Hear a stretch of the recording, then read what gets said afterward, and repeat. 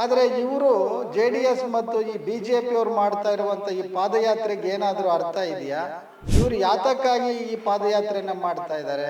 ಅದು ಪಾದಯಾತ್ರೆ ಅಲ್ಲ, ಅದು ಪಾಪದ ಯಾತ್ರೆ. ಅದು ಅವರ ಕಳಂಕರಹಿತವಾದಂತಹ ರಾಜಕೀಯ ಜೀವನಕ್ಕೆ ಇವತ್ತು ಈ ರೀತಿಯ ಒಂದು ಕಪ್ಪು ಮಸಿಯನ್ನ ಬಳಿಬೇಕು ಅಂತ ಹೇಳಿ ಇವರು ಹೊರಟಿದ್ದಾರೆ. BJPಗೆ ಸಂವಿಧಾನದ ಮೇಲೆ ನಂಬಿಕೆ ಇಲ್ಲ. ರಾಜ್ಯಪಾಲರನ್ನ ಎಳ್ಕೊಂಡು ಬಂದು ಕೇಂದ್ರ ಸರ್ಕಾರ ನೇರವಾಗಿ ಇದರಲ್ಲಿ ತನ್ನ ಪಾತ್ರವನ್ನು ನಿರ್ವಹಿಸ್ತಾ ಇದೆ. ಈಗಾಗಲೇ ರಾಜ್ಯ ಸರ್ಕಾರದ ವಿರುದ್ಧ, ಅದರಲ್ಲೂ ಮುಖ್ಯವಾಗಿ ಶೋಷಿತ ಸಮುದಾಯಗಳ ಜನನಾಯಕರಾದಂಥ ಮತ್ತು ವೈಚಾರಿಕ ವಿಚಾರಧಾರೆಗಳನ್ನು ಹೊಂದಿರುವಂತಹ ಸಿದ್ದರಾಮಯ್ಯನವರ ವಿರುದ್ಧ BJP ಮತ್ತು JDS ಪಕ್ಷಗಳು ಒಂದು ಸಂಚನ್ನು ರೂಪಿಸಿ ಸಿದ್ದರಾಮಯ್ಯನವರನ್ನು ಶತಾಯಗತಾಯ ಅಧಿಕಾರದಿಂದ ಕೆಳಗಿಳಿಸಬೇಕು ಅನ್ನುವಂತಹ ಒಂದು ಹುನ್ನಾರವನ್ನು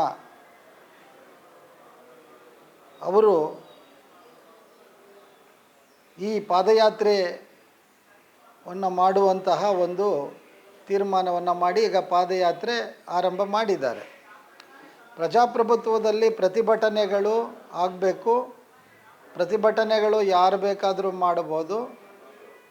ಹಾಗಾಗಿ ಪ್ರಜಾಪ್ರಭುತ್ವದ ಒಂದು ಸೌಂದರ್ಯ ಇರೋದೇ ಈ ರೀತಿಯ ಜನಪರವಾದಂತಹ ಹೋರಾಟಗಳನ್ನು ಮಾಡುವ ಮೂಲಕ ಜನಶಕ್ತಿಯನ್ನು ಮತ್ತು ಪ್ರಜಾಪ್ರಭುತ್ವವನ್ನು ಉಳಿಸಬೇಕು. ಆದರೆ ಇವರು JDS ಮತ್ತು ಈ BJP ಅವರು ಮಾಡ್ತಾ ಇರುವಂಥ ಈ ಪಾದಯಾತ್ರೆಗೆ ಏನಾದರೂ ಅರ್ಥ ಇದೆಯಾ? ಇವರು ಯಾತಕ್ಕಾಗಿ ಈ ಪಾದಯಾತ್ರೆಯನ್ನು ಮಾಡ್ತಾ ಇದ್ದಾರೆ? ಸಿದ್ದರಾಮಯ್ಯನವರು ಮೈಸೂರಿನ ಮೂಡ ಏನು ನಿವೇಶನದ ಪ್ರಕರಣದಲ್ಲಿ ಅವರ ಕುಟುಂಬದವರು ಮಾಡಿರುವಂತಹ ಅಥವಾ ತೆಗೆದುಕೊಂಡಿರುವಂತಹ ನಿವೇಶನಗಳ ವಿಚಾರದಲ್ಲಿ ಇವರು ಮಾಡೋಕ್ಕೆ ಹೊರಟಿದ್ದಾರೆ. ಅದರ ಸತ್ಯಾಸತ್ಯತೆ ಏನು ಅನ್ನುವಂಥದ್ರ ಬಗ್ಗೆ ಈಗಾಗಲೇ ಸರ್ಕಾರ ಒಂದು ಏಕಸದಸ್ಯ ಆಯೋಗದ ಅಧ್ಯಕ್ಷತೆಯಲ್ಲಿ ಒಂದು ಸಮಿತಿಯನ್ನು ರಚನೆ ಮಾಡಿದೆ. ಹಾಗಾಗಿ ಆ ಆಯೋಗ ತನ್ನ ಕಾರ್ಯಚಟುವಟಿಕೆಯನ್ನು ಆರಂಭ ಮಾಡಬೇಕು. ಆದರೆ ಅದು ಆಗೋದಕ್ಕೆ ಮೊದಲೇ ಇವರು ಸಿದ್ದರಾಮಯ್ಯನವರು ನಿವೇಶನಗಳಲ್ಲಿ ಅಕ್ರಮ ಎಸಗಿದ್ದಾರೆ, ಅವರು ರಾಜೀನಾಮೆ ಕೊಡಬೇಕು ಅನ್ನುವಂಥ ಹೇಳ್ತಾ ಇರೋದಿದೆಯಲ್ಲ, ಇದರಲ್ಲಿ ಗೊತ್ತಾಗುತ್ತೆ ಇವರಿಗೆ ಸಿದ್ದರಾಮಯ್ಯನವರ ಬಗ್ಗೆ ಎಂತಹ ಒಂದು ಭಯ ಇದೆ ಅಂತ ಹೇಳಿ. ಸೊ ಹಾಗಾಗಿ ಇವರು ಪಾದಯಾತ್ರೆ ಮಾಡುವಂಥದ್ದು ಅದು ಪಾದಯಾತ್ರೆ ಅಲ್ಲ, ಅದು ಪಾಪದ ಯಾತ್ರೆ. ಅದು ಆ ಪಾಪದ ಯಾತ್ರೆಯ ಮೂಲಕ ಇವರು ಸಿದ್ದರಾಮಯ್ಯನವ್ರನ್ನ ಮಣಿಸಕ್ಕೆ ಹೋಗಿದ್ದಾರೆ. ಇವತ್ತು ಸಿದ್ದರಾಮಯ್ಯನವರು ಅವರ ಇಡೀ ರಾಜಕೀಯ ಬದುಕಿನಲ್ಲಿ ಶೋಷಿತ ಸಮುದಾಯಗಳ ಅವರ ಬದುಕಿಗಾಗಿ, ಅವರ ಉನ್ನತಿಗಾಗಿ ಸಾಕಷ್ಟು ಯೋಜನೆಗಳನ್ನು ಕೊಟ್ಟಿದ್ದಾರೆ. ಶೋಷಿತರ, ದಮನಿತರ, ದಲಿತರ, ಹಿಂದುಳಿದ ವರ್ಗಗಳ ವಿಚಾರದಲ್ಲಿ ಅವರಿಗಿರುವಂಥ ಬದ್ಧತೆ ಅದು ಪ್ರಶ್ನಾತೀತ. ಅದು ಹಾಗಾಗಿ ಅವರ ಕಳಂಕರಹಿತವಾದಂತಹ ರಾಜಕೀಯ ಜೀವನಕ್ಕೆ ಇವತ್ತು ಈ ರೀತಿಯ ಒಂದು ಕಪ್ಪು ಮಸಿಯನ್ನು ಬಳಿಬೇಕು ಅಂತ ಹೇಳಿ ಇವರು ಹೊರಟಿದ್ದಾರೆ.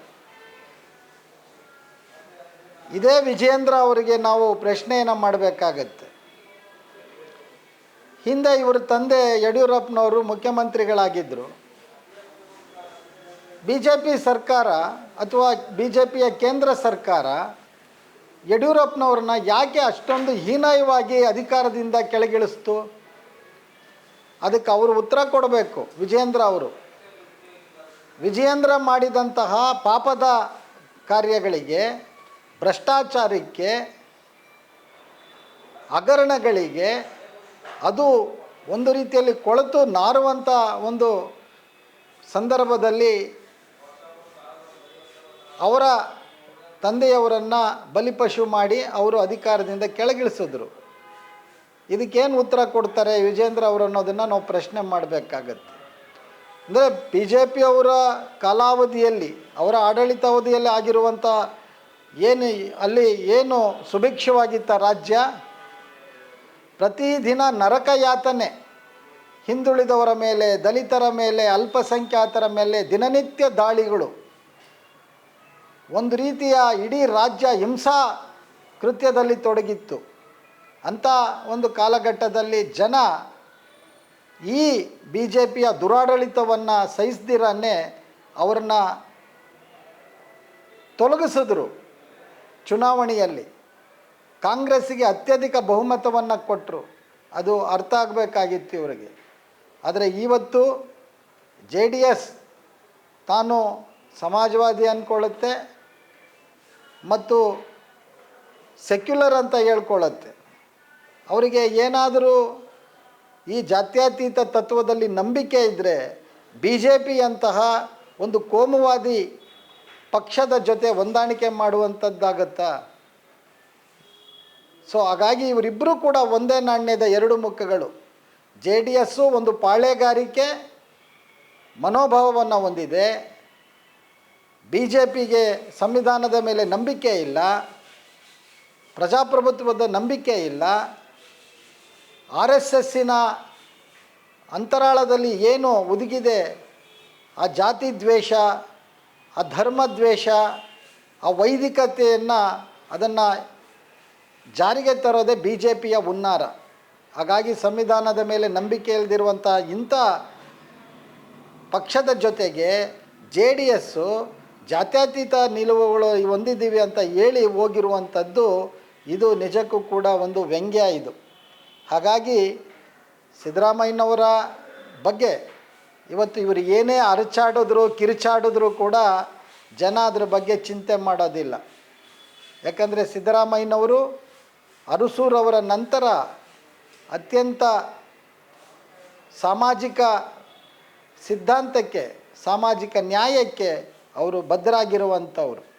ಸೊ ಹಾಗಾಗಿ ಇಡೀ ಕರ್ನಾಟಕದ ಜನ ಅವರ ಪರವಾಗಿದ್ದಾರೆ. ಅದರಲ್ಲೂ ಕೂಡ ವಿಶೇಷವಾಗಿ ದಮನಿತ ಸಮುದಾಯಗಳು, ದಲಿತರು, ಹಿಂದುಳಿದವರು, ಅಲ್ಪಸಂಖ್ಯಾತರು ಸಿದ್ದರಾಮಯ್ಯನವರ ಬೆನ್ನಿಗೆ ಇದ್ದಾರೆ.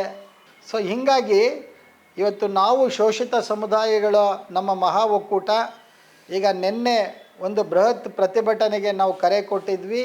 ಆ ಹಿನ್ನೆಲೆಯಲ್ಲಿ ಇಡೀ ರಾಜ್ಯದ ಎಲ್ಲ ಜಿಲ್ಲೆಗಳಲ್ಲಿ ಪ್ರತಿಭಟನೆ ಅತ್ಯಂತ ಯಶಸ್ವಿಯಾಗಿ ಆಗಿದೆ.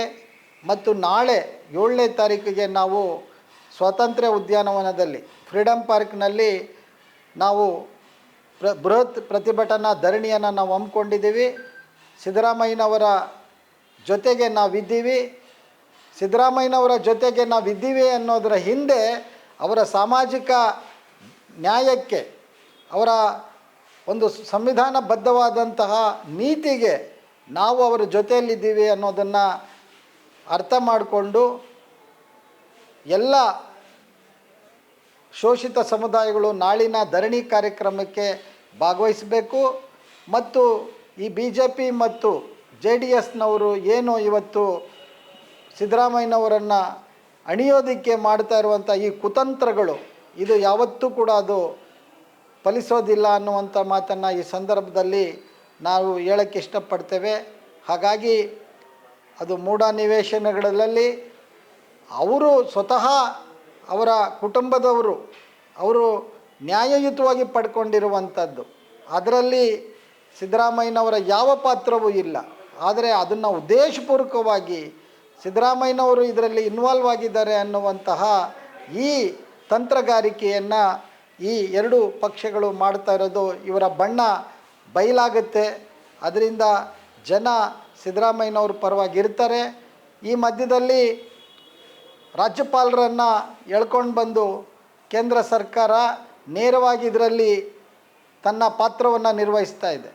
ಈಗಾಗಲೇ ತಾವು ಗಮನಿಸಿರ್ಬೋದು, ಎಲ್ಲೆಲ್ಲಿ ಬಿ ಜೆ ಪಿಯೇತರ ಸರ್ಕಾರಗಳಿದ್ದಾವೋ ಅಲ್ಲೆಲ್ಲ ಕೂಡ ಬಿ ಜೆ ಪಿ, ಅದರಲ್ಲೂ ಕೇಂದ್ರ ಸರ್ಕಾರ ಇಂಥ ಅಂದರೆ ಪ್ರತಿಪಕ್ಷಗಳ ಸರ್ಕಾರಗಳ ವಿರುದ್ಧ ದೊಡ್ಡ ರೀತಿಯಲ್ಲಿ ಇ ಡಿ ಮತ್ತು ಸಿ ಬಿ ಐನ ಬಳಸ್ತಾ ಇರೋದನ್ನು ನಾವು ಗಮನಿಸಬೇಕು ನಾವು.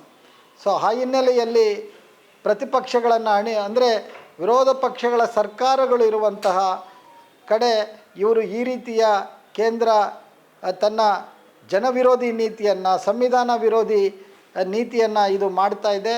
ಇದು ಜನತೆಗೆ ಗೊತ್ತಾಗಿದೆ. ಅದು ಗೊತ್ತಾಗೇನೇ BJPಯನ್ನು ಹೀನಾಯವಾಗಿ 240ಕ್ಕೆ ಅವರು ತಂದಿದ್ದಾರೆ.